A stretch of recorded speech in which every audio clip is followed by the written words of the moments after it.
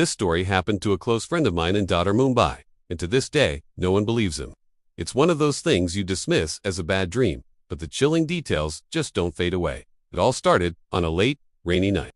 He was working a night shift at a call center and missed his usual train home. The only option left was the last local to Dadar, scheduled to depart around 2:15 a.m. As you can imagine, the station was almost deserted, and a strange quiet had settled over the usually bustling hub.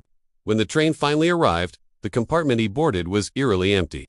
The lights inside flickered weakly, casting long, dancing shadows. The rhythmic clatter of the wheels on the tracks was the only sound, a hypnotic, unsettling drumbeat. He slumped into a seat, exhausted, just wanting to get home. That's when he noticed he wasn't entirely alone. In the opposite corner of the compartment, a woman was sitting, dressed in a striking red saree. Her face was turned away from him. Looking out the window into the pitch-black night, he didn't think much of it at first.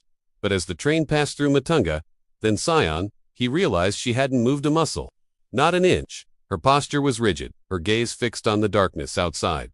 It was strange, but he was too tired to care.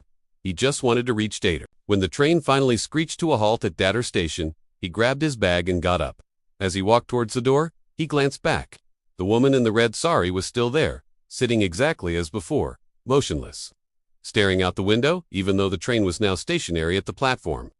A shiver ran down his spine, but he quickly shook it off, blaming it on the late hour and his exhaustion. As he stepped onto the platform, a railway sweeper, an old man with tired eyes, was finishing his work nearby.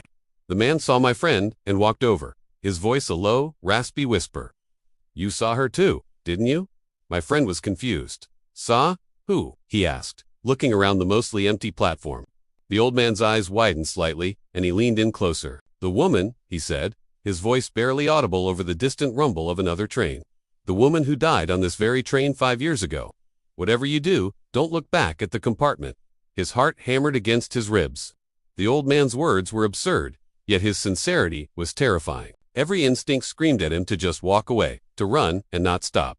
But curiosity, it's a powerful, treacherous thing. He couldn't resist.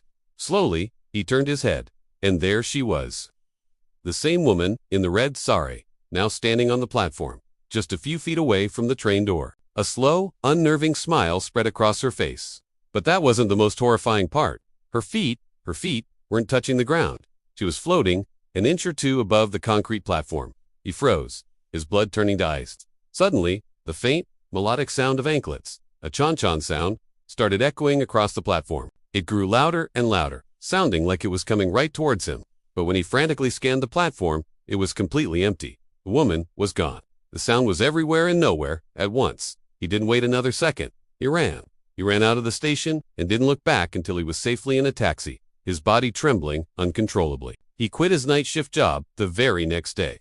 He has never, ever traveled by train again, especially not at night. The experience scarred him for life. Weeks later, still haunted by what he saw, he did something he probably shouldn't have. He started digging through old news archives online. After hours of searching, he found it. A small article from 2018. The headline read, "Woman in red, sari, dies in tragic train accident near Dadar station." The details matched perfectly. They say that if you ever find yourself on the last train to Dadar, be careful where you sit. Never take a seat near the windows. Because she still rides that train every night, a lonely passenger forever waiting to get home. Thanks for listening to my story. If you enjoyed this and want to hear more chilling tales, don't forget to like this video and subscribe to the channel. Stay safe out there.